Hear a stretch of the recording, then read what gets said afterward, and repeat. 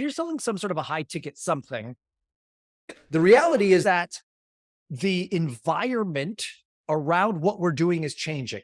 And as a result, results are diminishing. So if you have a traditional high ticket funnel, let's call it a webinar, a lead magnet, a VSL, or anything like that, you're putting that out into the world to try and market people into your business. What we're seeing is there's a shift in the marketplace. And I think that shift has to do with several different things. One of the things, as we notice, is the attention span of our people. The attention span is low. We've come into this digital TikTok Reels world where you lose the people. It's just like, I'm done. I got something else. And so when we try to do some longer form content, i.e. webinars or VSLs or things like that, the results aren't nearly as good because of the fact that we're losing the mindsets of a lot of people. So that's the one thing. The second thing that I'm noticing true about what's happening is that the competition is getting louder and louder and louder. So if you're an SEO person, you're not the only SEO person.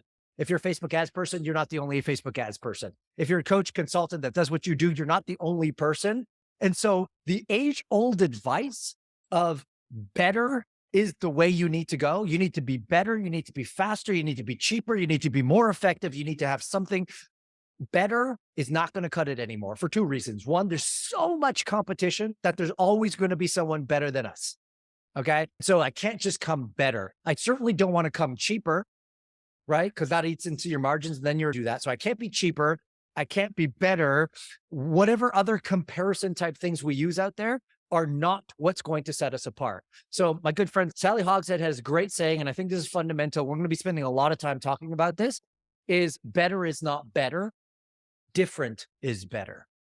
So if you're going to survive, you want your marketing and you want your message and you want your product to stand out head and shoulders above everybody else out there. Don't be thinking, I need to produce a better product. Now, I'm not against good products. We all need to have stellar products, but you can't be thinking I need to be better, more effective. I need to have a better system. I need to have cheaper, whatever. The goal and the objective, and this is going to be foundational to many of the things that we're talking about today, is different is better than better. And the fundamental belief that we need to have and understand and recognize today is that if anybody ever looks at your business and says, I'm comparing you to somebody else in the space, we've already lost the game. There cannot be comparisons made. And if so, I say I do SEO or I do this or I do that or I do Facebook ads, and someone else says, oh, and so does that person. I've lost the game already because we're in a comparison game, a contrast game. Instead, when someone comes into our world and gets on our sales calls and sees what we have to offer, there should be no doubt in their mind that they need to work with us because what we do is different. And so there is no comparison. It's not better. It's not cheaper. It's not more expensive. It doesn't matter. It is just different. Problem that you have isn't the problem that you think you have. Most of the people, when you're doing your marketing and you're noticing that your marketing isn't effective as it used to be, they think that the solution is this: a better mousetrap. And so in our language, that just means a better funnel. So that's what we tend to always go to, is that if I'm doing some marketing and all of a sudden my marketing isn't working nearly as effectively as it used to, my solution is just find a better mousetrap, find a better funnel, find a better angle. And everybody and their mother right now, if you go on Facebook and you look at all these gurus and coaches, everyone's promoting this type of funnel, the new funnel, the better funnel, this funnel, whatever. And look, I got to be honest in saying, if that's what you want and that is what you think is the solution to some of your marketing issues, then go for it. There's 1,000,001 type of funnels out there and a lot of people teaching all that kind of stuff. Go for it. That's not what I do. But oftentimes that feels like a perpetual tail chase. Funnel stops working, create a new funnel. Funnel stops working, create a new funnel. There's a new angle. Let's try a VSL. Oh, that doesn't work. Try something else. And so I recognize right now that the greatest opportunity for all of us as higher ticket premium service offerings is not creating a better mousetrap. It's not creating another funnel or trying another funnel, a low ticket funnel, an ascension model, a high ticket funnel. Sell a product first. Don't sell a product. Put someone on a VSL, put someone on a webinar, put someone on a long webinar, put someone on a challenge. Like, these are all mousetraps. And my conclusion again is that your greatest opportunity that lies before you today, if you want to stand out and make an impact and grow your business in the easiest way, is not a better mousetrap or a better funnel. It's a better prospect or a better mouse. So rather than trying to rework your funnel all the time and get a new one and a new one and a new one, a better mousetrap, I'm going to suggest that you go after a different mouse, and a mouse that responds very differently to traditional forms of marketing. Here's where I pegged my flag in the sand over the last year, and I think where everyone should think about how you're going to peg yours. I do nothing right now. My only objective in all marketing and all teaching and all coaching and all advisory and all of my programs and everything that I release right now, I have one objective and one thing that I do really well, and that is to study the psychology and the buying behavior of our best prospects. And to me, a best prospect are what I would call solution seekers versus information seekers, which is what 95% of the funnels out there attract. We're attracting information seekers. I'm going to break that down, what that means in just a bit. But I'm going to say that your biggest opportunity is not to attract more information seekers into a new mousetrap. It's to change that idea altogether and say our biggest opportunity is going after a different prospect, a solution seeker who responds to marketing very differently. And we're going to use what I would call a fast funnel free process to get them 82% pre-sold to your offer. I just want you to settle with one of the greatest takeaways for you today is don't think about just having a better mousetrap to bring people more into your business. Think about going after a different style of prospect. So this is what I call, let's just call this the premium service acquisition framework. This is kind of the foundation of where I see everything. And this is going to be the foundation of where I'm going to break down the various understandings as we go through today. So there's really three key frameworks that tie in this whole thing. If you don't have all three of these frameworks, think about it as a three-legged stool. If you have one working well and another one not working well, or if you have two working well, but not the other one, it's very easy to tip over. And that's what we're seeing with a lot of our coaching clients right now. And some of our one-on-one clients, we're noticing that if any part of their new client acquisition is not working, it's because they don't have all three of these frameworks working simultaneously and in place. So let's dive right in and cover the first one. The first element is what I'm calling category one creation. So we need to create a category of one where we're the only player in the game. The second thing is what we call premium prospect ID. So category one creation is the first key element to the whole thing. Second is our premium prospect identification. And then the third element is what we call our fast funnel free process. Okay. And so again, when we're thinking about high ticket acquisition, if you sell a premium service, we consider a premium service as something that has an LTV of $3,500 or more ish. Some of you selling a $3,000 product, which is great. Some of you selling a $3,000 a month product. Some of us are selling a $250,000 product. You know, my one-on-one coaching is $160,000. So it doesn't matter what you call. We'll just call high ticket or premium service as something that requires usually a phone sale because it's a higher ticket item. So these are the three key frameworks that we need. And just to understand what we mean by that, again, this is the what we need to do. This is the who we need to do it with. And this is the how of the framework that we're going to speak about there. Okay. So what I want to start with in the first portion of this is right here. Let's start with the category one creation element, because this is foundation to all marketing. If we don't get this down, the rest of our marketing is not going to play. If we do get this down and figure this out, the rest of our marketing is going to really work well. Okay. So let's start with the category one framework here. We're looking at three elements. So as we're looking to really create a category of one, we're talking about different is better than better. We're trying to distinguish ourselves in the marketplace. What we want to understand here are three things. First is what is our promise to the marketplace? And a lot of people compete on this level, but again, our promise needs to be stronger and different from what other people are saying. Now, the promise is good, but you'll see it's on the bottom of this, and everyone needs to have your promise. You want to start by asking yourself, what is the thing that I bring to my marketplace? Okay, what is the thing that I could bring to the marketplace that is different to everyone else? The second part of this is your position to the marketplace. So the first thing is, what is your promise into the marketplace? Secondly, what is your positioning in the marketplace? In other words, when your market thinks of you, Do they think of you as a market leader, as an expert, as a generalist, as a specialist, or as a category king or queen? When they think of you, what is the position you hold in the marketplace? The higher you are perceived in your marketplace, the easier the sale is. Hands down, no questions asked. So if they feel like, oh, I don't know you, I don't know who you are, I don't know what you do, we have a lot more work in our marketing than for someone to say, oh, that's a category leader. And there's ways we can hack this and make this even faster.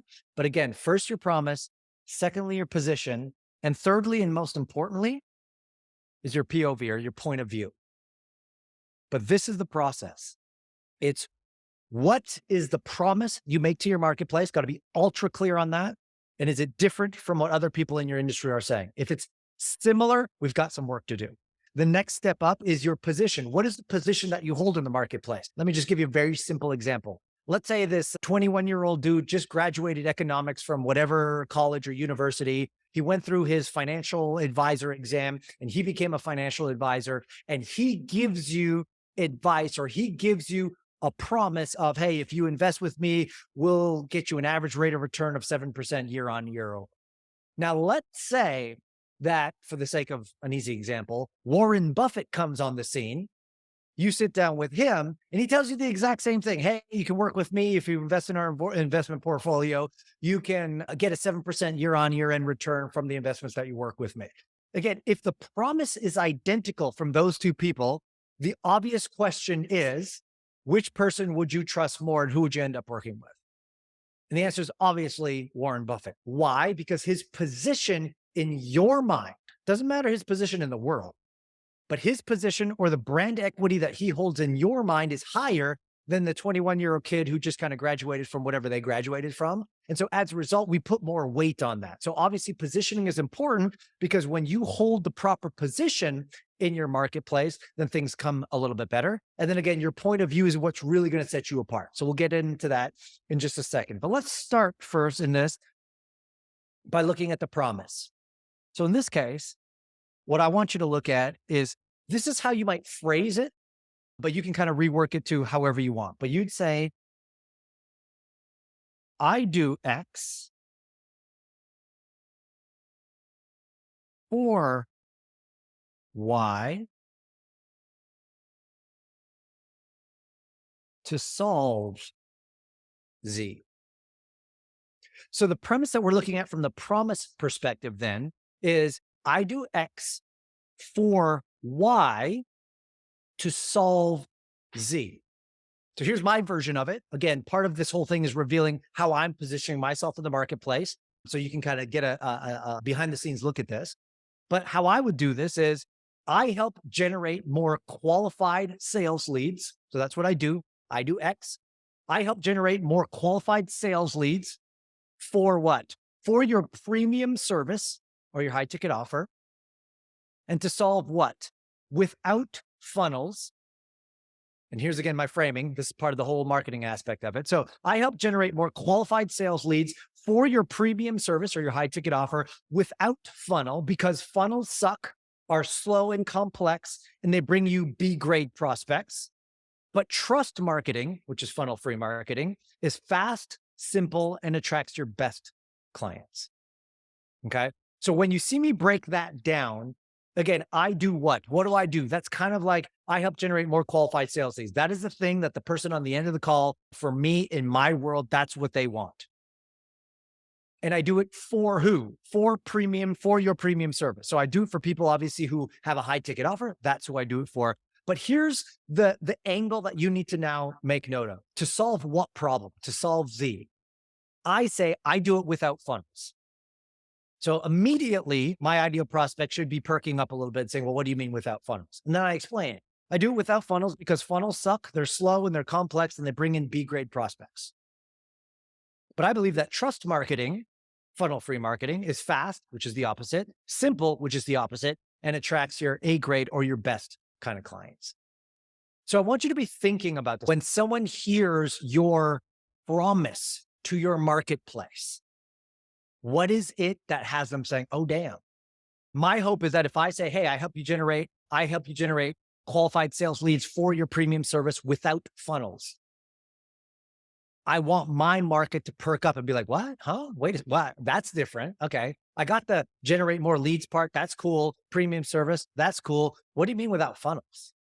How's that possible? How's that working? Right. So we're taking approach that says we're not a better funnel. We're a different process altogether. Okay. So again, we looked at the promise and we're going to think about how to articulate our promise from a I do X for Y to solve Z kind of scenario. So the next thing that we're looking at then here, moving up, let's look at positioning. So we've talked about promise. I want to kind of just look at positioning. And to do positioning, we need to understand what I call the credibility ladder. So first, on the very bottom of this ladder is what would be known as a generalist. Okay. So SEO marketing, pain management, signature programs, coaching, speaking, business, whatever. That is all generalist activity. And that's what we want to avoid. We don't want to just kind of sit in that generalist category. The second, moving up the ladder, is specialist. It's on the very bottom rung of the ladder where we want to avoid at all costs is being the generalist. I'm just another business coach who helps you get more clients. I'm just another pain management person. I'm just another speaker coach. I'm just another whatever. We want to move away from being compared as a generalist. Now, again, the step up is a specialist. So now you're not just an SEO person, but you're an SEO person for people in very difficult niches. I'm an SEO specialist for people who can't run ads. That we're now moving into the specialist category.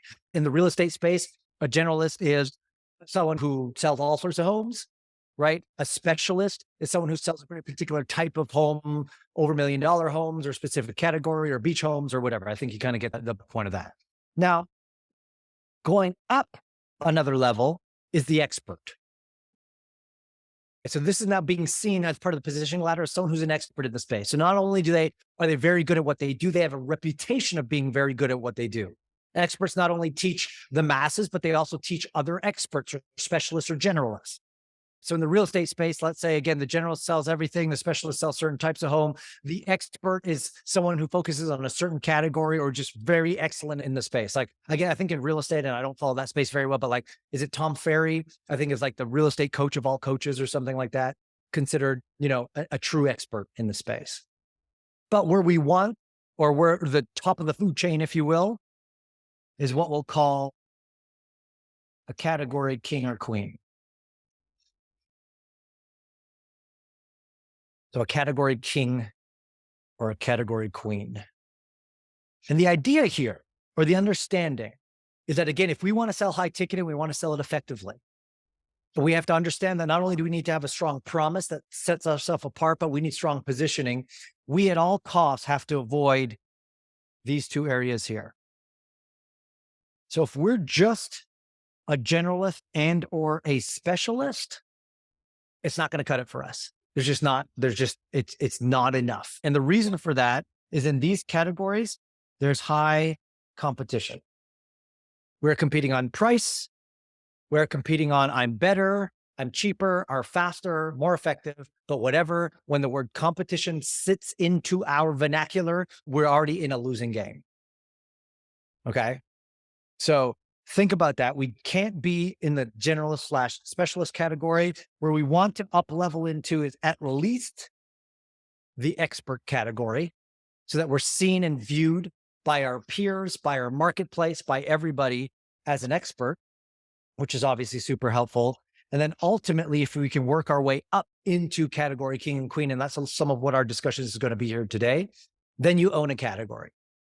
And there's only one or two king or queens in every category. If I were to say the category of ride sharing, who's the category king or queen? Uber. There's only one. There may be a second who's a close behind, but I think in that category of ride sharing, Uber owns the majority of the market shares. If I say the category of streaming on demand entertainment or television, who's the category king? Netflix, hands down. Other people try to come around. Disney Plus comes around, Hulu comes around, Crave comes around, whatever comes around, they try to compete, but they're competing. They're always going to be compared to the category king or queen, which is Netflix. So if I were to say any category, there is a category king or queen, and they get the lion's share of the market because they are positioned that way. So it's important for us to understand to move towards that direction. Expert is good, category king or queen is better. And that's a lot of what we're going to talk about. So the understanding that we have to have here is number one, avoid being a generalist. It's not going to serve you very well at all. And so we have to think about ways to elevate from generalist to specialist. Don't stay in the specialist space too long. Again, too high competition, which means lower market share, which means much more difficult to sell your thing. Now, if we move up a category into expert, expert has lower competition, whereas general specialist has higher competition. But the key thing here is when you're category king or queen, zero competition. You win, you own market share, you dominate.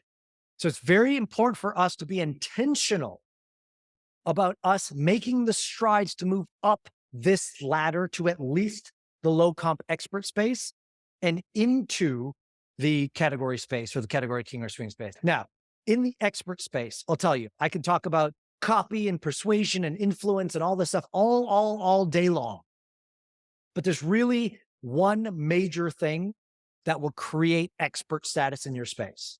And if you have enough of it, you win. And that's simply this. In all of our findings, I've studied what causes people to buy, what causes people to buy faster, what causes people to buy when they don't know you, when they're a completely cold prospect, all that stuff, your best prospect. That's all I've been studying for the last year. And here's what we found. Social proof and enough of it and a lot of it from different aspects. Or the other way to see it is like endorsements are the fastest way to create expert status. Not the only way, but the fastest way. And so the more social proof you can have, and if you look at some of the ads now, like people you don't know at all, or a product you've never heard of before, but if their ads and their marketing is flooded with social proof of people who got a result working with that person, and they have endorsements from well-known expertise. So endorsements could be media publications or media comments.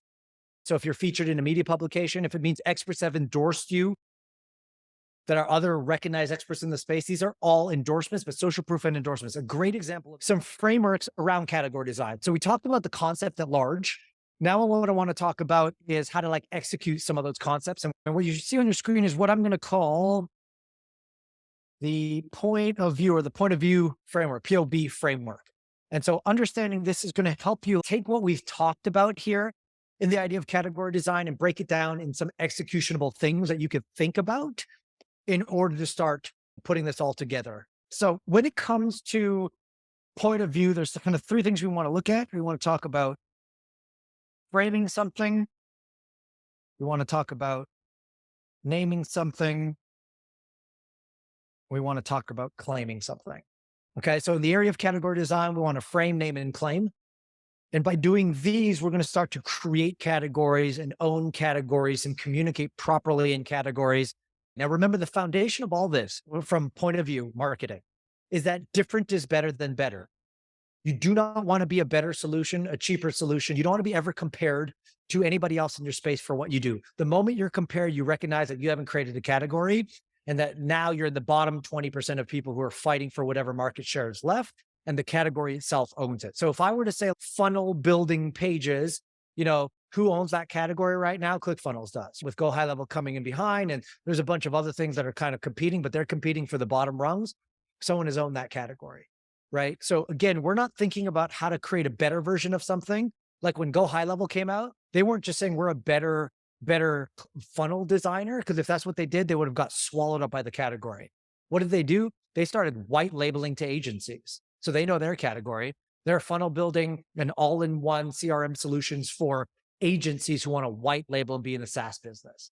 Very different category, which is why they're taking some market share away from that. So again, we don't want to compete. We don't want to compare. We want to create. What do we want to create? We want to create our category of one where we're the only player in it.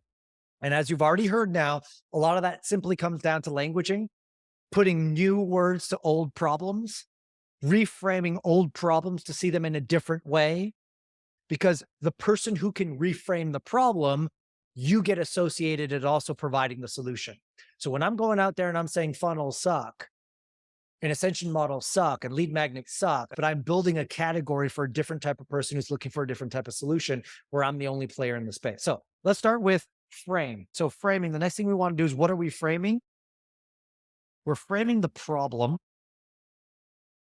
or the opportunity. So this is exercise number one that we need to do right now,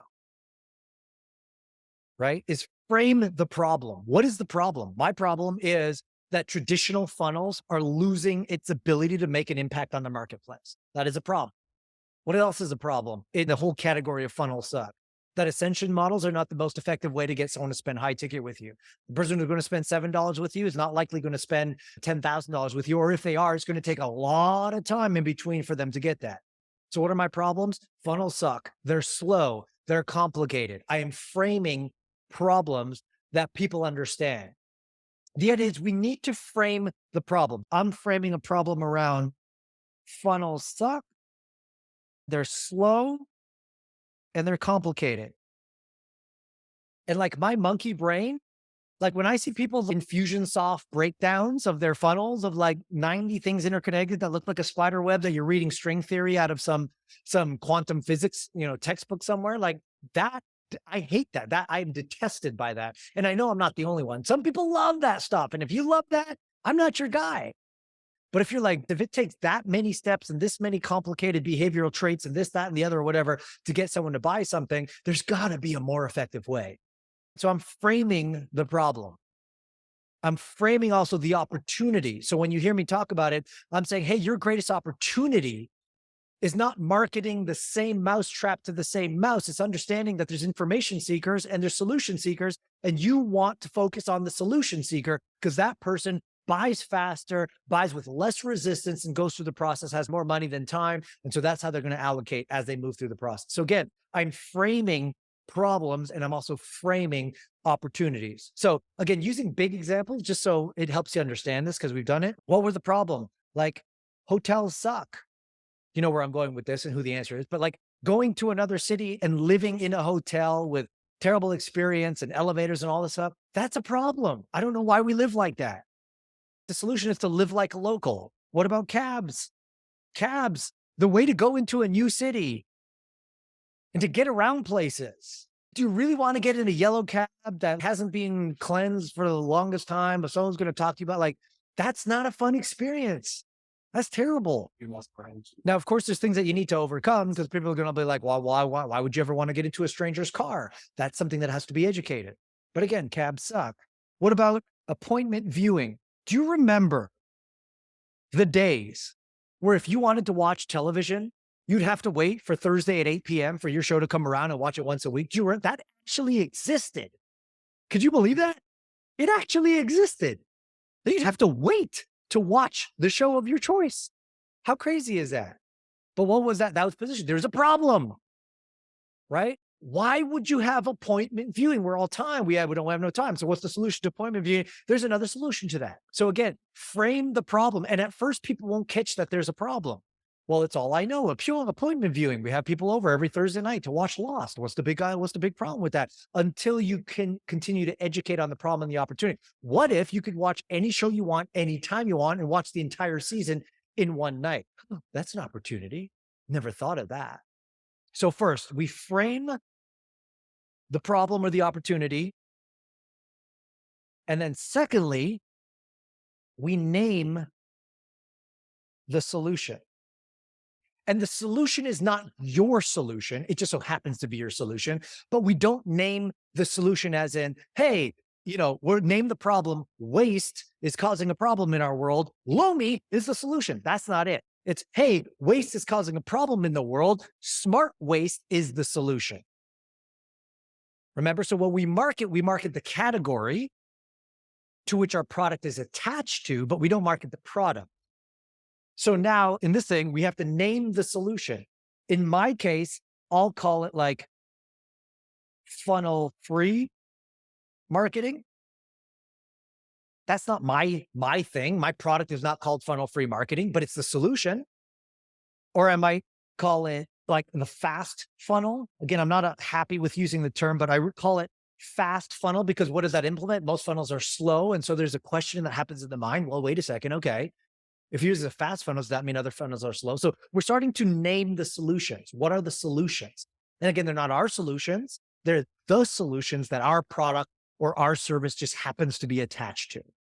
So let's look at the example, the hotel. What is the solution? Well, the solution is like Airbnbs. What is that?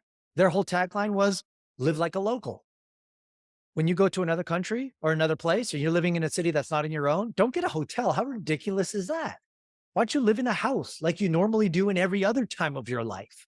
So Airbnb, the whole cabs thing. Well, what's Uber? It's ride sharing. So their solution was ride sharing. We'll talk about that in the category. But like Uber is the solution to the problem with cabs. If we're looking at above here, appointment viewing, Netflix came on the scene. It says you don't have to appoint and view. You can do it another way. So the third thing then is claiming. What are we claiming? We've got to claim the category. So you've got to create and claim the category. You got to say, this is a category that exists. And because I'm claiming this category, I own the category. You don't have to say that. By default of you claiming a category and naming a category, by default, you own the category because you're the person talking about and perpetuating that. So one of my categories that I'm working with now is like trust marketing. And it's purposely like, why would you put trust in front of marketing? Isn't that a given? Well, no, it's not actually a given. Like most marketing is based on persuasion and influence. Whereas what if it's just based on trust? Like that's an idea. So like I'm building the category of trust marketing. And again, the claim to these is Airbnb's claim is, well, again, live like a local. That's the idea. That's the category. In Uber, the category is ride sharing. That is a category that they've claimed that exists. You want to share rides. Or in Netflix, it's on-demand streaming. We can give, example after example after example of that. But again, the idea is like on-demand streaming. That's a category that Netflix claimed. It just so happens that they provide on-demand streaming by a product called Netflix. But are you starting to see here that as we move through this idea, we have to first educate the market about a problem that they might not know that they have, and the solution. So we're marketing the category. When I say we're marketing the category, we're marketing the problem and we're marketing the solution, not our solution, the solution, which just so happens to be attached as our solution. That's where the marketing starts to change. So remember, when we're framing it, we're framing the problem, we're framing the understanding, we are educating the market of a problem that doesn't exist. We're damming demand. And we're saying, hey, this is a problem you may not know you have, but I want you to think about it this way. Funnels suck. Well, I didn't know funnels suck. Well, what do you mean? That's the only way to acquire a customer or not? Let's have a conversation about that. And I'm just tapping into the pain of people who are struggling with their funnels. So when you have a skill or you have knowledge and you position that skill and that knowledge in the context of a different problem, you win. When you frame the problem, you own the solution. When I frame the problem that funnels suck, I own the solution, which is funnel-free marketing. When I frame the problem that funnels are generally based on manipulation, coercion, and all the rest of that stuff, then I own the solution, trust marketing. Okay. When I frame the problem that, you don't live like a local, then I can own the solution of Airbnb. And this is the foundation to all marketing. You can have great marketing and great languaging and all this, but if you don't understand this and you're not building a category to a certain degree on some level, you will always be a race to the bottom, fighting for the small percentage of people where the category king or queen has owned the space. Okay, so that's category design, obviously super important. And again, that's where we focus. We want to help people on that. The second thing is what we call premium prospect ID. You've always heard me talk about the 80-20 rule. The 80-20, that 80%, the Pareto's principle, 80% of any result comes from 20%. That's also true in marketing. If you look at your business and you have multiple SKUs or multiple products, 80% of the revenue probably comes from 20% of the products. So we can see this all around when we're talking about who your prospects are. Don't try to target everybody, target the 20% that matters. And then the next evolution of that in the last decade, I said, well, don't focus on the 20%, focus on the 4%. I call this the 4%, which is essentially the 20% of the 20%. Like that's what you want to focus on. You don't want to focus on just everybody who can potentially be a prospect of yours, but focus on the 4%, right? The 20% of the 20%. 4% of your marketplace are the solution seekers. Your 4% solution seekers are your best prospects. They're the fastest moving prospects. They have the most amount of money. They're going to avoid a lot of things. And so what I want to just kind of go through here is what I call the prospect speed scorecard. I want you to understand this because next to category design, this is the next most important thing you need to know about marketing. If you can't understand how to tap into your solution seekers, you've lost from the beginning.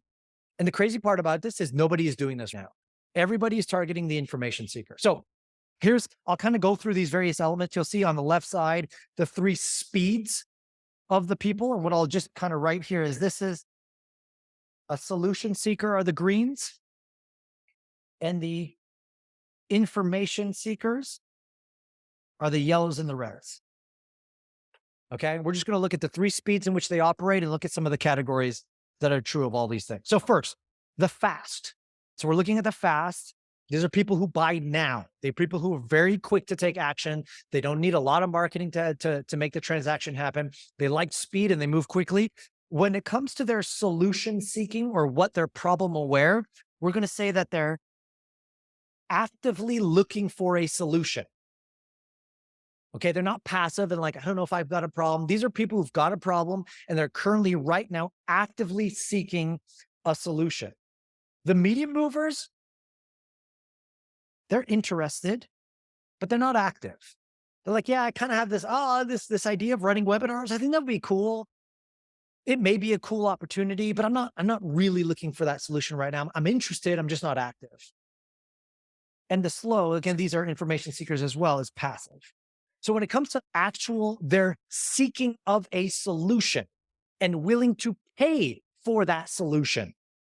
The information seeker is the solution seeker is actively seeking a solution, and everybody else is interested and passive. The second thing is, what is their market or their marketing sophistication? So for the fast mover, we'll just call them well aware. And what that means is they are aware of marketing funnels. And you guys are all probably in this category, not just because you're marketers, but you'll see that across the board. When someone sees an opt-in page, they're like, oh, what's going to happen? I'm going to leave my name and my email, and I'm going to get a bunch of emails to follow. They know that.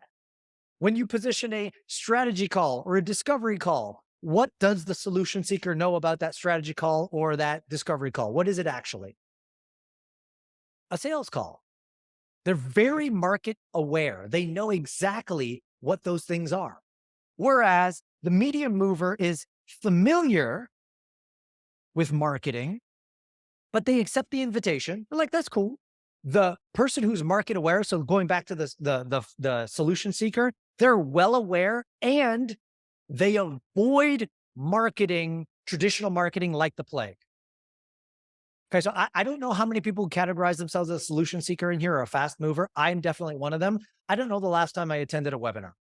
I don't know the last time I opted into something with my actual real email address, right? Because I hate that stuff. In fact, perfect example. I saw an ad from a guy who does some sort of like chatbot stuff. I looked him up and I didn't go through his funnel and I didn't do any of that. I looked him up on Instagram. I sent him a private message and I said, hey, Dan, my name is Nick. You may or may not know me. I want to hop on a call because I want to buy your solution. What do you think he did? The first thing he did was he messaged me right away and says, is this a fake profile? And then I sent him a voice message to say, no, this is actually Nicholas Kuzmin. He's like, oh shit, sorry. Let's hop on a call. Hopped on a call, paid him a retainer after 10 minutes of call, ready to go. Why? Because I'm a solution seeker. If I see a funnel, I will avoid it. Your solution seekers, again, and I'm not saying that they're good or bad people. Information seekers are different, but your solution seekers will see a funnel and they will avoid it. And if we don't make an easy way for them to off-ramp, to find us on Instagram, to send us a message, to give us a call, to schedule something right away, they're going to go find another solution. So again, active, they're well aware, and let's just say for this person, resistance is death. So the more opt-ins and the more hoops that they got to jump through, the less likely they're going to work with you. This person doesn't mind. They're like, sure, I'll opt in. Let's go. Let's dance. And they'll show up and they'll play, and some of them will convert and some of them won't.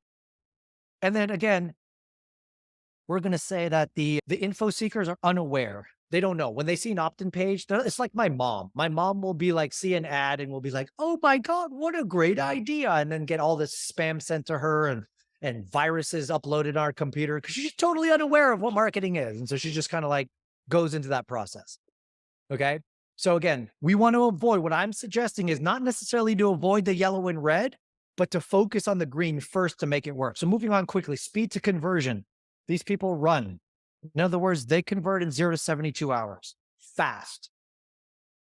The medium mover, they walk. So their conversion is 3 to 90 days. I'm going to assume that if you're on this call, you have a solution for them. It's your funnel. And funnels suck. I just got to keep the category going. You know what I mean? Funnels are terrible. They're too slow. They don't work. They're too complex. But you have a funnel and it's working and it's bringing people in. So God bless you. Keep going for the medium movers. 30 to 90 day conversion. I want the 0 to 72 day conversion. These people crawl. And these are like 3 months to 13 years.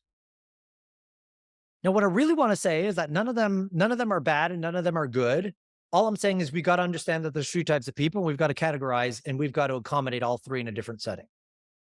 Okay, so let's just move through this quickly. Their status. These people, money rich, time poor.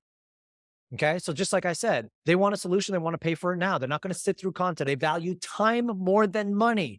So don't take away their most important commodity by asking them to be a part of long form stuff right out of the gate. The medium mover will just say time average, money average. So they got a bit of time, they got a bit of money.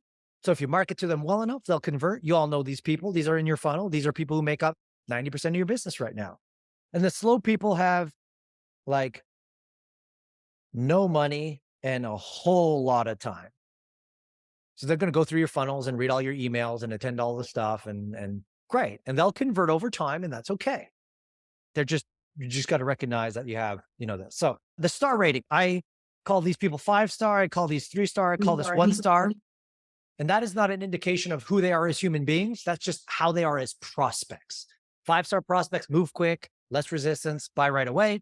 3-star prospects move a little bit slower, need a little bit of more time, consumption. Then they move. 1-star takes forever. Hey, I'll tell you right now, I love my 1-star prospects. Some of you have been in my world for God knows how long, and you've never spent a penny with me, ever. And I still love you, and that's okay. Because maybe one day you will. Maybe today you will. Maybe tomorrow. Who knows? So we still accommodate and recognize that they're there. We just got to understand who they are. Here's the problem that I find in the marketplace. Solution seekers currently are ignored. We don't have a solution for them. We tell the solution seeker, go through my medium funnel. And they say, no, I don't want to do that. So solution seekers are ignored. Medium movers get all of the focus. They get all of our time, all of our attention, all of our marketing dollars, all of our focus. And then the slow people are neglected. We're just like, just keep them on an email list and drip feed them over a little bit. We don't want that. And then so lastly, what is the solution? The solution for the slow people is what I call C plus F plus DJSS. That's just consistency, frequency with the Dean Jackson super signature. No time to go into that today, but that's part of like some of our core trainings. For the medium mover, the solution is the funnel, what you already have. So keep doing that. The traditional funnel goes after the medium movers. And then the solution for the fast movers is what we call the funnel free process, which again, I'll spend some time going into in just a little bit here. What's our time? Perfect.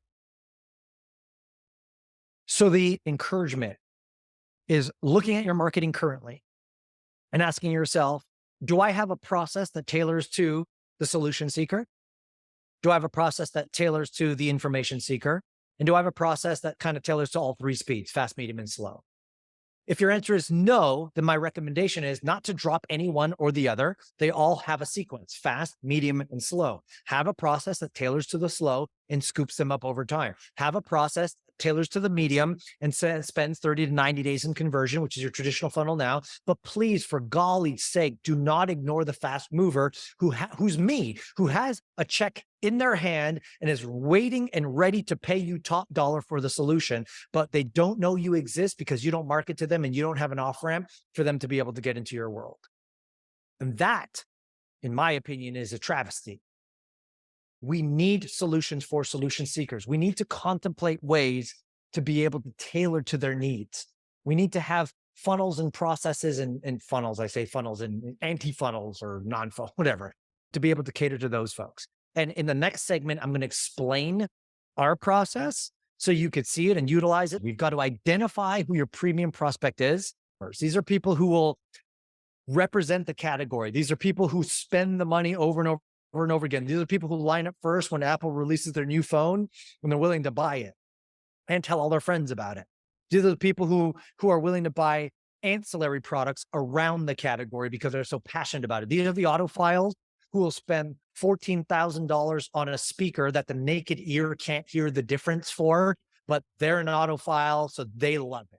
Super consumers, solution seekers, your highest level prospect that make up approximately 4% of your marketplace, but they will drive 80% of your revenue if you do it right.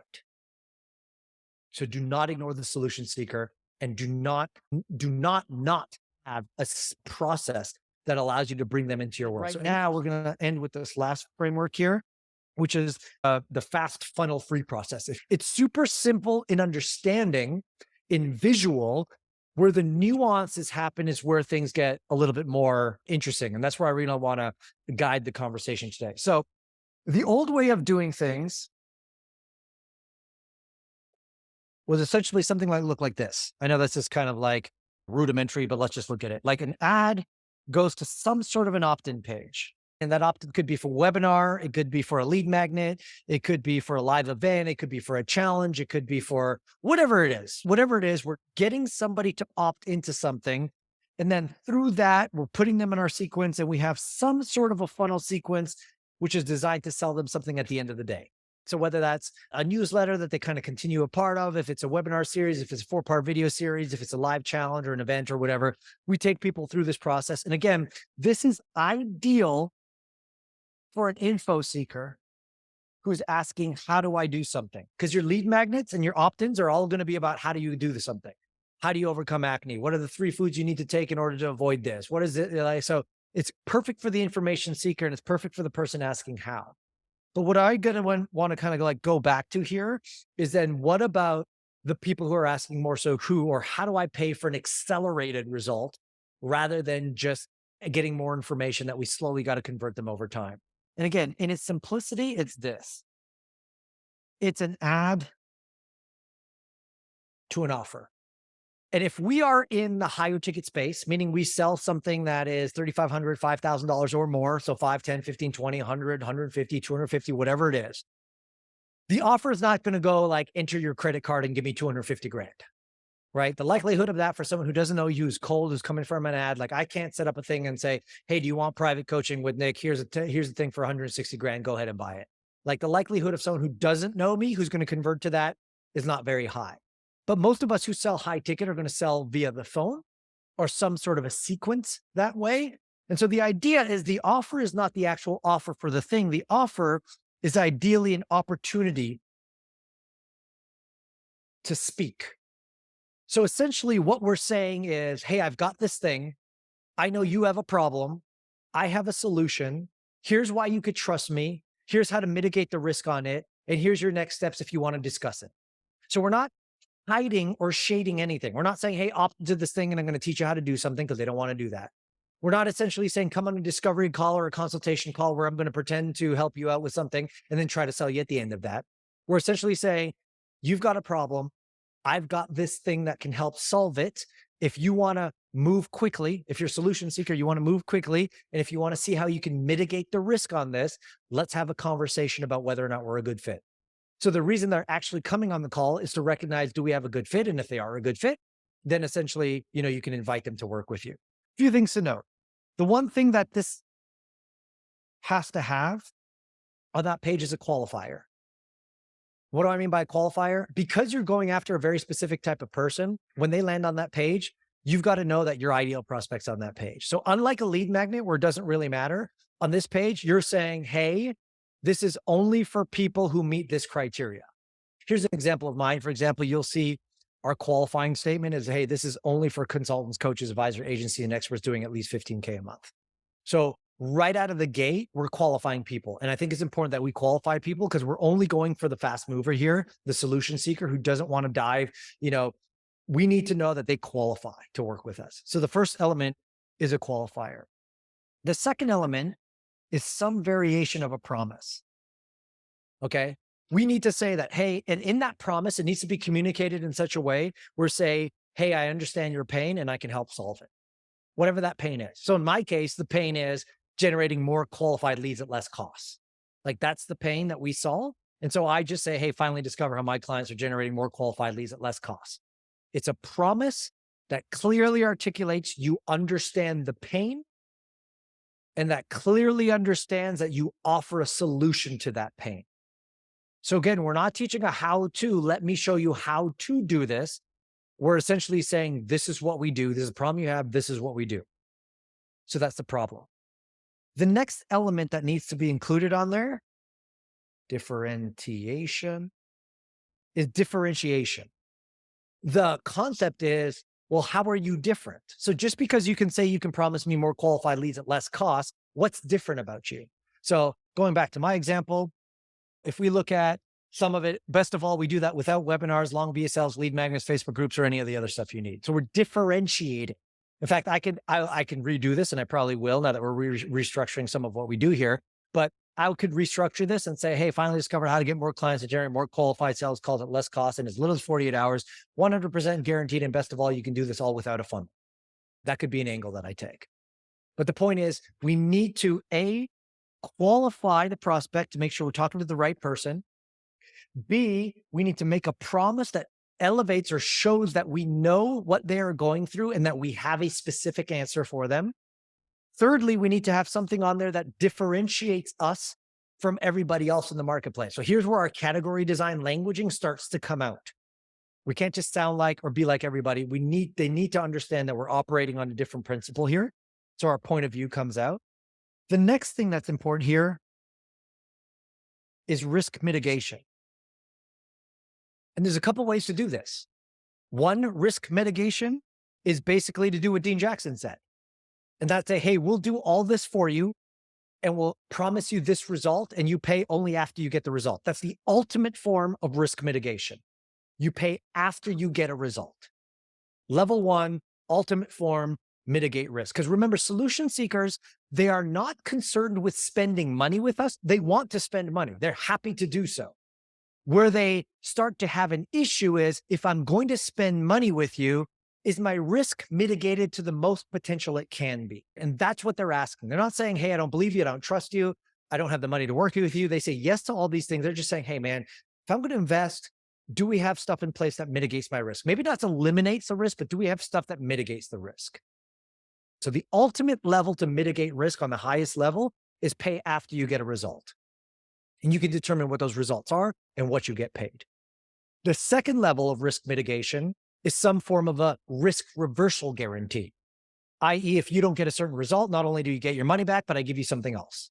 So in my case is, hey, if you don't get a result, not only do you get your money back or you don't pay for it, but we cut you a $5,000 check. Risk reversal guarantee, level 2. Level 3 is just a guarantee of some sorts.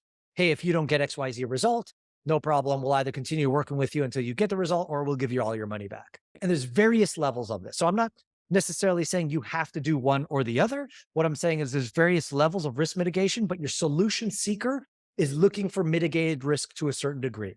They just want to know that if they're going to invest the time, energy, and effort, they want to know that the risk is mitigated on some level. And the last element on this page, we've already talked about this as well, is how to create status, but that's social proof.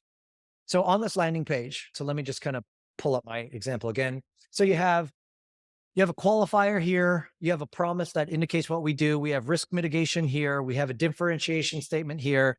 Don't worry about the video. We don't have time to go into that much. And then we just have social proof in in many different forms. So social proof from publications that I was a part of, social proof and endorsements from people who are kind of known in the space who speak highly of me, social proof from, where are we going here? Testimonials and stuff like this.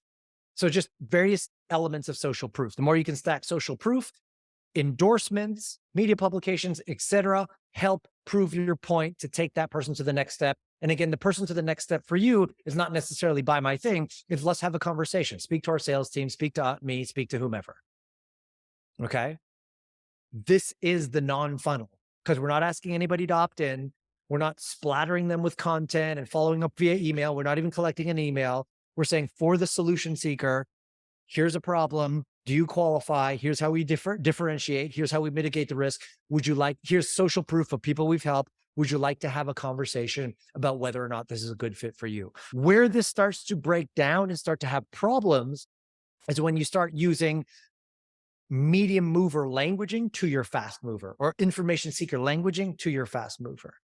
It's where there's certain things that you don't like nuance where you don't understand. Like one of the key elements on this page is an application form that forms as a qualifier. So as they're filling out that form, are you asking key questions that are important for you to know if you can help them or not? If they don't qualify, you bounce.